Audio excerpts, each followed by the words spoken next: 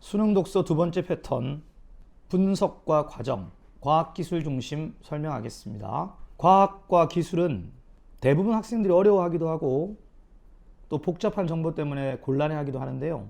글쓴이의 기본적인 사고 과정, 글쓰기 전략을 잘 이해하고 그 방식에 맞추어서 사고의 흐름을 따라가며 읽는 독서로 극복이 가능합니다. 호기심을 가지고 지문을 보시고요. 과학, 기술 지문에 대표적으로 사용되는 글쓰기 전략, 분석에 대한 이야기를 하겠습니다. 분석이라고 하면 어떤 특정한 대상이 있으면 이 대상의 구성 요소를 이렇게 나누고 각각 이렇게 설명하는 방식, 이런 것을 분석이라고 부릅니다. 우리가 어떤 기계장치의 작동 원리를 설명하는 기술 지문이라고 가정하면 기계장치의 각각의 구성 요소들의 기능을 설명하고 각각의 기능들이 어떤 과정으로 어떻게 작동하고 있는지를 차례대로 설명할 가능성이 높겠죠. 이런 게 기술 지문의 전형적인 특징입니다. 과학 역시 분석이 많죠. 그래서 분석 지문은 함께 보셔야 될 게 과정이라는 겁니다. 과정과 단계에 따른 전개 방식을 택하죠. 독서의 시작, 문제 확인, 전체의 지문을 가볍게 훑어보기, 세 번째, 글의 서두에 최대한 집중해서 화제를 발견하고 이해하고 정리하는 이 3원칙. 특히 첫 번째 지문이 상당히 길고 개념이나 원리 이런 것들을 구체적으로 상세히 다루고 있는 지문이라면 발견하고 이해하고 정리하는 것까지 멈추어서 정리하고 그리고 다음 문단으로 갑니다. 이어지는 내용으로 연결하고 글의 구조를 확인해야겠죠. 분석 과정에 따라 진행되는 글이란 걸 확인했으면 그 사고 과정에 따라 읽어주는 것이 맞겠습니다. 자, 분석을 포함한 과학기술 지문을 잘 읽는 몇 가지 요령에 대한 말씀을 드리겠습니다. 첫 번째로 멈추기. 멈추어서 내용을 이해하고 정리하는 게 필요해요. 과정과 단계에 따른 글읽기 방식이라면 이렇게 멈춰야 되겠죠. 이렇게 범주에 따라 멈춥니다. 1단계, 2단계, 3단계 이런 식으로 어떤 기계적 작동 과정이 쭉 설명되어 있다면 이쯤에서 멈추어서 내용을 정리하고 멈추어서 내용을 정리하고. 왜냐하면 이 작동의 관계가 간단하게 펼쳐져 있으면 상관이 없는데 이 하나의 장치 안에도 A, B, C처럼 다양한 작동 단계가 나올 수 있죠. 그럼 이걸 한번 정리하고 이해한 다음에 다음 내용으로 이어가는 이런 게 필요해요. 두 번째, 멈추어 이해하고 정리한 다음 내가 지금 잘 읽고 이해한 내용을 바탕으로 해서 문제와 연결해 보는 게 필요합니다. 문제 내용과 연결해서 지금까지 읽은 내용으로 내가 가볍게 해결할 수 있는 것들이 있는지를 봅니다. 과학기술 지문 잘하려면, 복잡한 지문을 잘하려면 문제를 단순화시켜서 지문을 다 읽고 난 다음에 풀어야 될 문제가 최소한으로 줄어 있는 것이 가장 현명한 방법이에요. 그러니까 가볍게 내용 일치 문제라거나 특정 부분에 대한 정보를 묻는다거나 이런 것들은 이렇게 멈추어 정리하고 문제를 확인하고 지우거나 하는 방식으로 문제를 풀어보는 게 도움이 될 겁니다. 자, 그리고 세 번째, 이렇게 글의 흐름을 읽어 나갈 때 복잡한 경우가 많아요. 지금 내가 단순한 걸 보여줬지만 이렇게 나올 수도 있잖아요. 이렇게 가다가 두 가지 작동 단계로 바뀌고 뭐 이건 이렇게 가고 이런 식으로 단계가 이어질 수도 있고 혼란할 수도 있어요. 정보 내용이 많고 혼란할수록 정리할 때 특히 주목해야 될 게 인과입니다. 원인과 그 원인으로 인한 결과. 인과적 과정을 잘 생각하면서 읽어야 되고요. 이 인과적 과정 중에 가장 대표적인 게 비례와 반비례입니다. 그러니까 비례 반비례는 시험 문제에 잘 나오기 때문에 비례 반비례는 좀 잘 정리하면서 읽어야 돼요. 비례 반비례 자체가 뭐 인과와 관련이 있어요.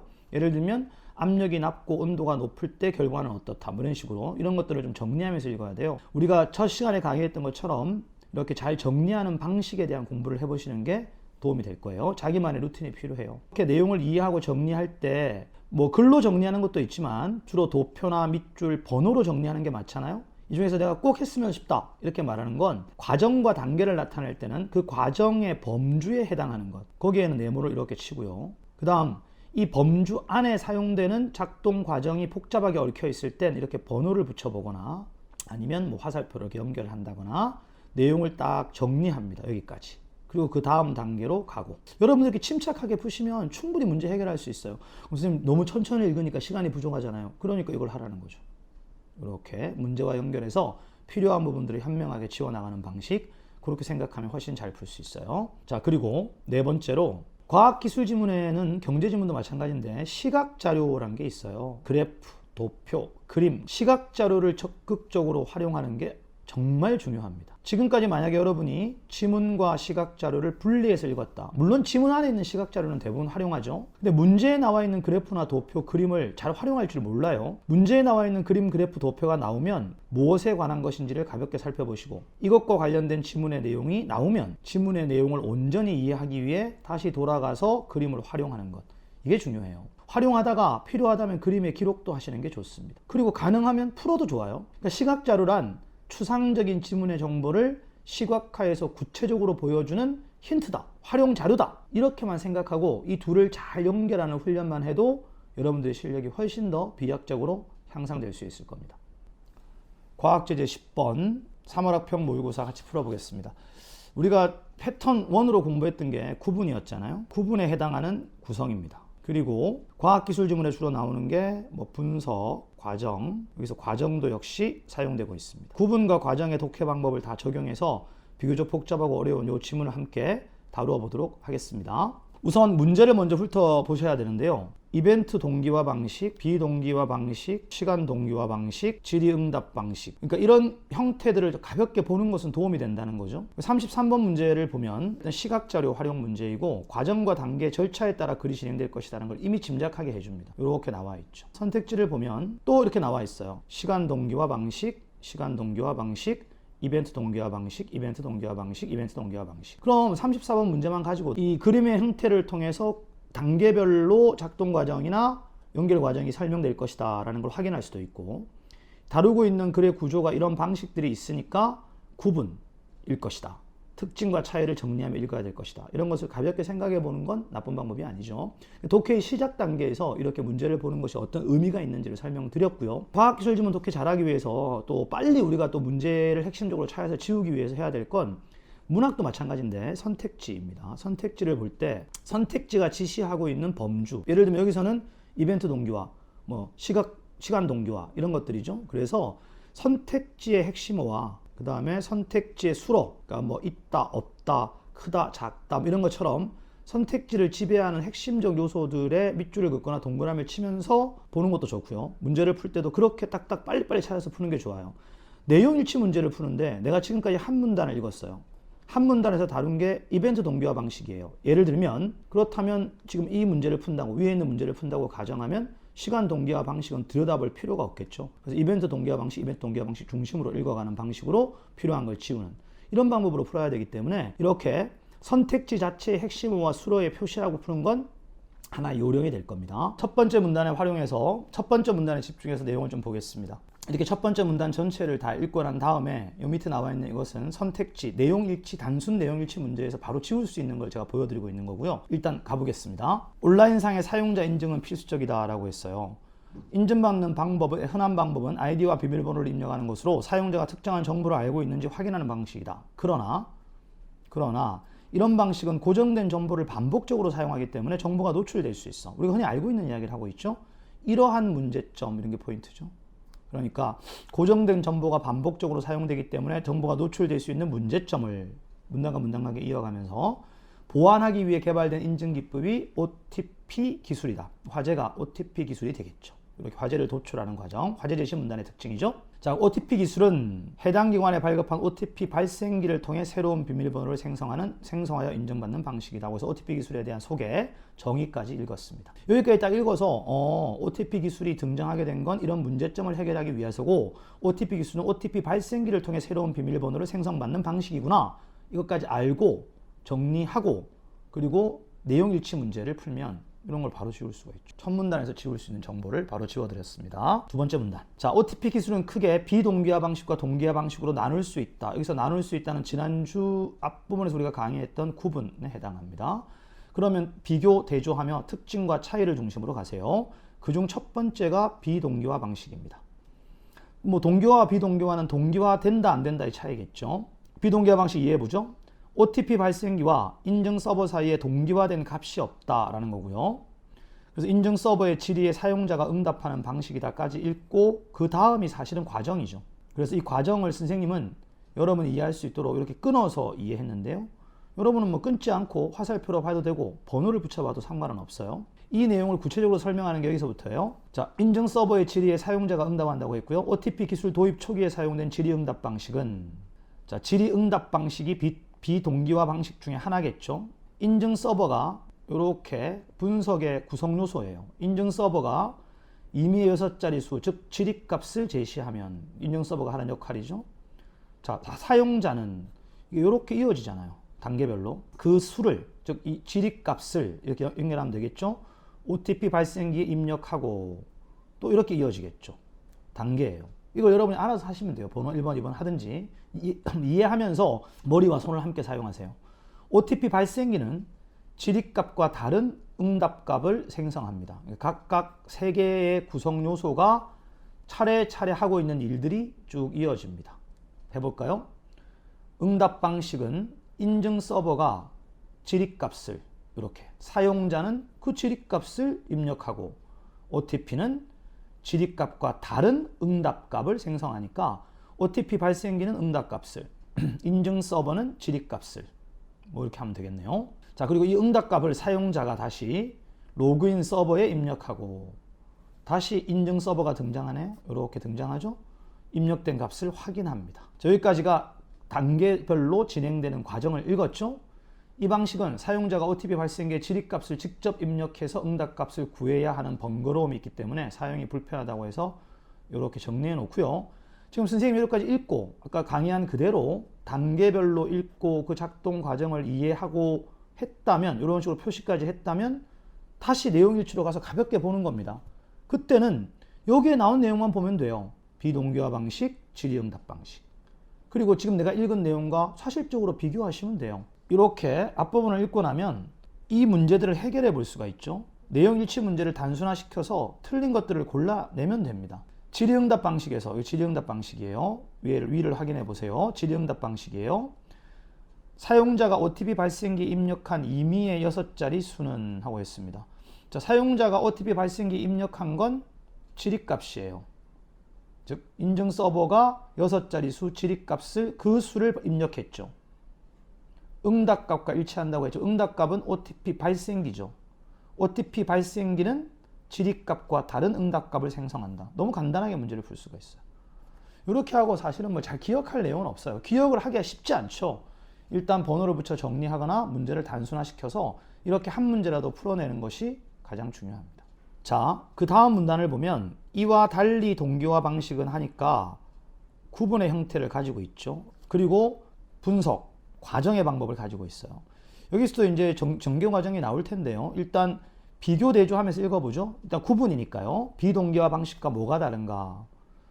OTP 발생기와 인증 서버 사이에 동기화 값을 설정하고, 그러니까 이제 구성 요소들을 미리 정리해 놓으면 좋아요. OTP 발생기가 있고 인증 서버가 있어요. 자, 이에 따라 비밀번호를 생성하는 방식, 이걸 다시 또 나누었어요. 이벤트 동기화 방식. 이때 난 선생님은 이런 생각을 하죠. 아까 이런 문제가 있었잖아요.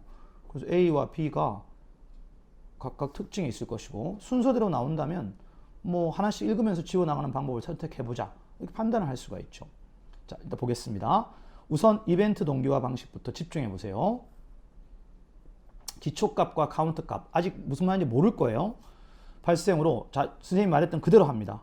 자, OTP 발생기는 비밀번호를, 인증 서버는 인증값을 생성합니다.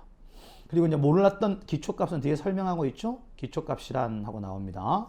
사용자의 신상정보와 해당 금융기관의 정보니까 고유한 값이겠죠. 그 사람의 신상정보가 바뀌진 않을 테니까. 카운트 값이란 하고 또 이어지죠. 비밀번호를 생성한 횟수예요. 상당히 쉽죠. 자, 이제 OTP 발생기가 비밀번호를, 인증 서버가 인증값을 생성하는 방식을 여기서부터 구체적으로 단계별로 설명하고 있는 겁니다. 이 단계를 여러분이 잘 이해하면 됩니다.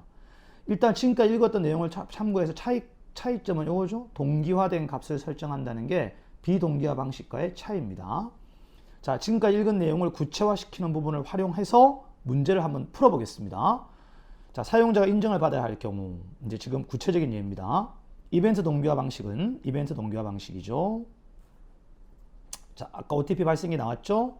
OTP 발생기는 기초값이 먼저 다시 확인합니다. 위로 올라가서 기초값이란 해당 금융기관의 정보, 개인 사용자의 신상 정보 고정되어 있어요. 카운트 값, 비밀번호를 생성한 횟수 바탕으로 비밀번호를 생성한다. 이미 앞에 나온 내용이죠. OTP가 제일 먼저 비밀번호를 생성해요. 이게 1이에요. 예를 들면 순서대로 본다면. 그러면 이 생성된 비밀번호를 두 번째 역할을 하는 건 사용자입니다. 로그인 서버에 입력합니다. 자, 이때 OTP 발생기는 비밀번호를 생성할 때마다 생성 횟수인 카운트 값을 증가시킨다는 건 뭐 다 알 수 있겠죠. 자, 그러면 세 번째 단계로 갑니다. 이게 두 번째예요. 비밀번호 생성하는 건 OTP 발생기구나. 그 비밀번호를 사용자가 로그인 서버에 입력하는구나. 자, 인증 서버 역시 기초값과 카운트 값으로 인증값을 생성합니다. 그럼 인증 서버는 인증값을 생성하는구나. 이렇게 이해하면 돼요. 로그인 서버로, 다 로그인 서버로 입력된 비밀번호와 이렇게 연결되죠. 사용자가 생성된 비밀번호를 로그인 서버에 입력하니까, 그죠? 비교하는 겁니다. 간단하죠? 인증에 성공하면 인증 서버도 카운트 값을 증가시킵니다.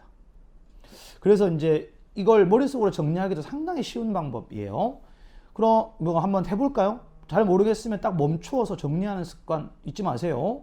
이벤트 동기화 방식은 OTP 발생기가 기초값과 카운트 값을 바탕으로 비밀번호를, 그 사용자가 그걸 로그인 서버에 입력하면 인증 서버 역시 기초값과 카운트 값에 따라 비밀번호가 아닌 인증값을, 그래서 이 사용자가 로그인 서버에 집어넣은 비밀번호와 인증값을 비교해서 같으면 이건 기본적으로 인증이 되는 거죠.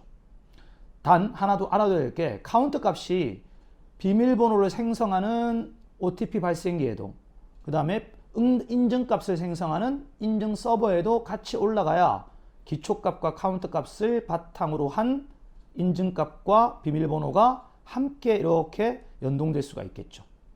그래서 이런 내용을 보세요. 그러나 이 방식은 OTP 발생기에서 비밀번호만 생성하고 인증하지 않아 버리면 OTP 발생기와 인증 서버 사이의 카운트 값이 달라져요. 모르겠어요. 돌아가서 보세요.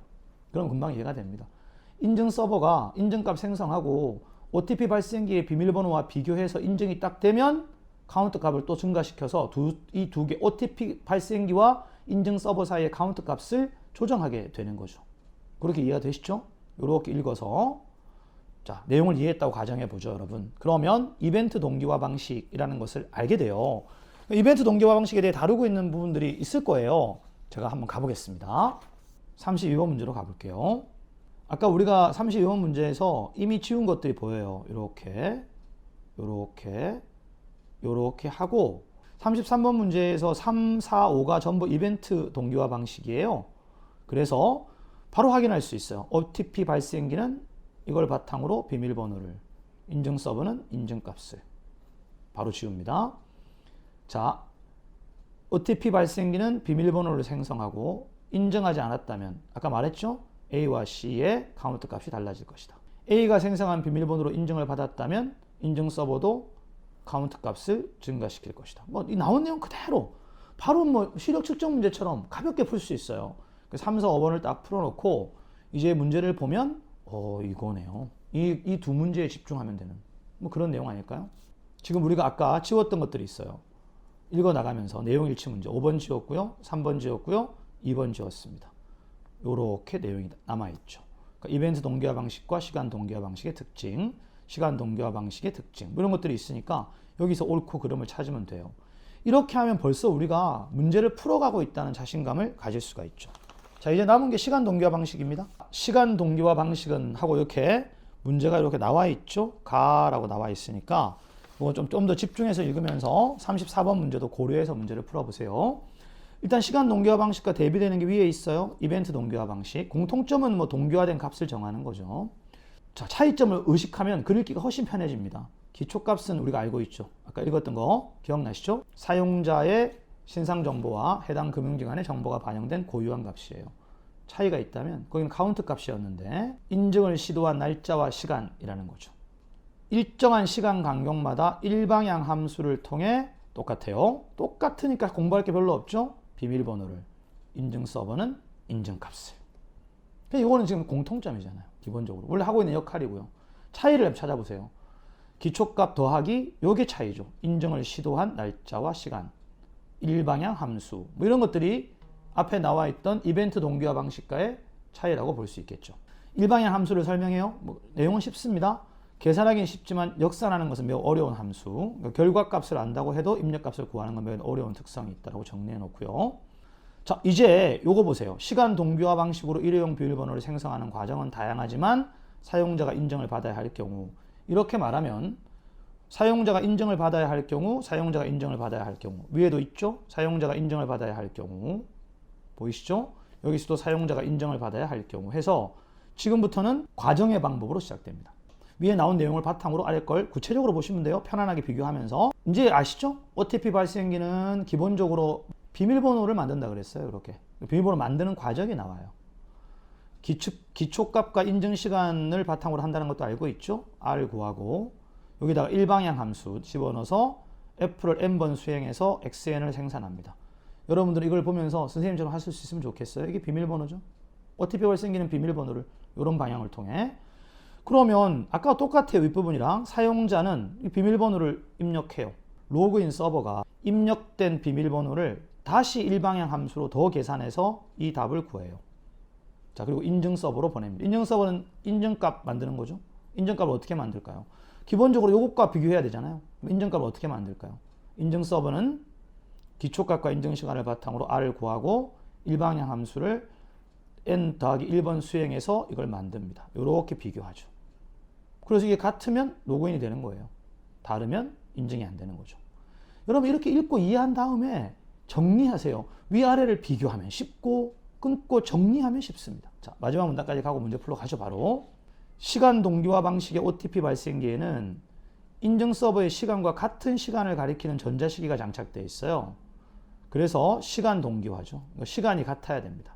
OTP 발생기에서 비밀번호를 생성하는 과정과 인증 서버에서 인증값을 생성하는 과정 사이에 시간이 동기화되어 있다는 거죠. 그래서 인증 서버 OTP 발생기 간에 시간에 오차가 발생하면 안 돼요. 그래서 여기 비교가 나오네요. 입력 시간에 제약을 받아요. 시간 동기화 방식은. 여러분 써본 사람들은 아마 알 겁니다. 이거 기본적으로 비밀번호를 받고 난 다음에 OTP로 이것을 입력하는데 시간이 좀 걸리면 금방 비밀번호가 또 다시 생성되는 걸 볼 수가 있어요. 왜냐하면 사용자의 비밀번호 입력 시간이 길어지면 금방 새로운 비밀번호가 생성되니까요. 왜? 같은 시간. 이게 동기화되어 있기 때문이죠. 이게 내용 일치 문제를 바로 보여드리는 거예요. 여러분 32번 문제 4번이 왜 틀렸는지. 시간 동기화 방식에서는 비밀번호 생성 간격을 짧게 할수록 바뀌는 횟수가 감소할 것이다 라고 했어요. 생성 간격이 짧으면 비밀번호가 그 간격에 따라 바로 바뀌겠죠. 그러니까 생성 간격이 짧으면 비밀번호는 더 많은 횟수 바뀌겠죠. 그러니까 4번은 틀렸습니다. 가장 쉬운 게 32번에 1번이니까요. 아까 다 풀고 있었지만 방금 끝까지 읽으면 4번을 지울 수 있고요. 1번이 답이라는 걸 알 수 있죠. 자, 로그인 서버에 비밀번호를 입력해야 하는 시간의 제약을 받지 않아요. 시간 동기화 방식은 시간 제약을 받고 이건 받지 않으니까 맨 마지막 문장만 봐도 너무 쉽게 풀 수 있죠. 이렇게 해서 지문을 다 읽고요. 33번을 딱 보세요, 여러분. 시간 동기화 방식만 남아 있어요. 자, 인증에 성공했다면 사용자가 A에서 B로 보낸 비밀번호 모르시면 찾아도 돼요, 여러분. A에서 B로는 일방향 함수를 한 번 적용한 XN이에요. 자, 로그인 서버에서는 다시 그 함수를 한 번 더 적용해서 XN 더하기 1을 만들죠. 기억나시죠? 그래서 인증 서버 역시 XN 더하기 1이고 이렇게 비교해서 인증하는 거죠. 그러니까 이건 뭐 1번은 틀렸죠. A에서 B로 보낸 비밀번호와 B에 생성한 인증값은 같지 않아요. 로그인 서버에서 한 번 더 일방향 함수를 한다는 내용이 들어있으니까 이것도 시력 측정 문제에 불과하죠. 그래서 시간 오차가 발생하면 안 된다는 내용은 다 알고 있으니까 2번도 지울 수 있습니다. 이렇게 한 지문을 다 읽고 두 문제를 푸는 걸 보여드렸는데요.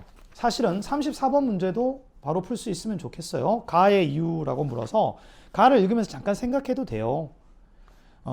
OTP 발생기가 비밀번호를 생성할 때 카운트 값을 증가시키는 이유가 뭐예요? 이렇게 말하면 카운트 값이 기초값과 더불어서 비밀번호를 생성하는 동기 방식이잖아요. 그게 바탕이니까.